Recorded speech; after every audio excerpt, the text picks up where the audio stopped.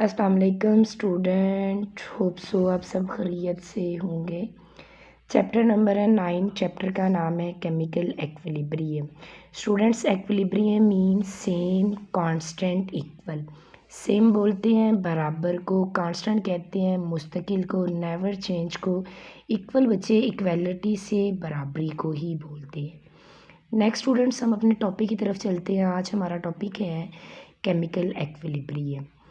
Students, अगर हम definitions की बात करें तो when the rate of forward reaction is same at the rate of reverse reaction the composition of reaction mixer remain constant. बात कर रहे हैं जब फॉरवर्ड रिएक्शन और रिवर्स रिएक्शन दोनों के रेट बराबर हों और जिन जिन चीज़ों से ये कंपोज हुआ है उनका वो भी क्या हो, कांस्टेंट हो, उनकी कंपोजिशन भी क्या हो, सेम हो। स्टूडेंट्स, अगर हम फॉरवर्ड रिएक्शंस की बात करें तो फॉरवर्ड कहते हैं, फॉरवर्ड बोलते हैं आगे जाने वाले रिएक्शंस को, रिवर्स बोलते हैं बैक आने वाले रिएक्शन को, वापस मुड़ने वाले रिएक्शंस को।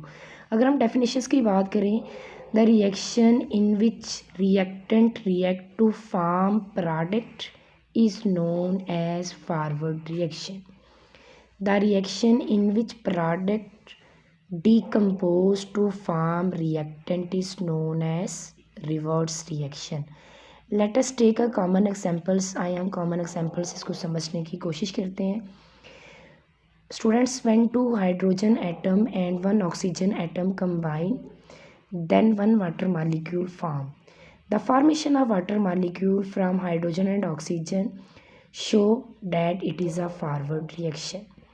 लेट्स इसी तरह हम अगर इसी वाले एग्जांपल्स को रिपीट कर लें, रिवर्स कर लें स्टूडेंट्स, मतलब वाटर डिकम्पोज होता है तो 2 हाइड्रोजन के एटम और 1 ऑक्सीजन का एटम दोबारा फॉर्म होता है, यानी वाटर के डिकम्पोजिशन हो, वाटर डिकम्पोज होके अपने कंपोनेंट्स में टूट जाता है। कंपोनेंट्स कहते हैं जिन चीज़ों से मिलके बने।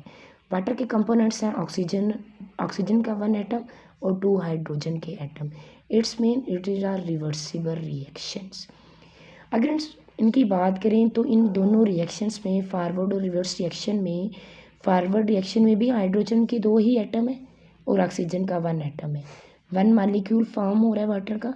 अगर हम रिवर्स रिएक्शंस की बात करें तो 1 मालिक्यूल ऑफ वाटर है, ये डिकम्पोज होके 1 एटम और ऑक्सीजन बना रहा है और 2 atom of hydrogen.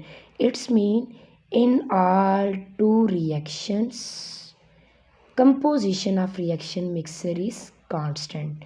It's mean their chemical equilibrium will be established. Next, अगर स्टूडेंट्स की पॉसिबिलिटीज़ की बात करें तो केमिकल एक्विलिब्रियम की 2 पॉसिबिलिटीज़ हैं। 2 तरह से केमिकल एक्विलिब्रियम मुमकिन है।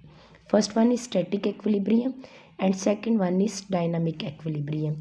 स्टूडेंट्स, स्टैटिक वर्ड जो है ये, इसकी अगर हम मीनिंग की बात करें तो इसका लफ्ज़ी मतलब है stay, stop.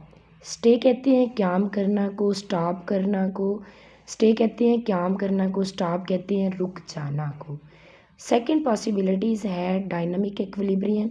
Dynamic mean still continue, still continue अभी तक जारी रहना, स्टिल कंटिन्यू रिएक्शंस का अभी तक जारी रहना। ओके स्टूडेंट, होप सो आप सबको पसंद आया होगा मेरा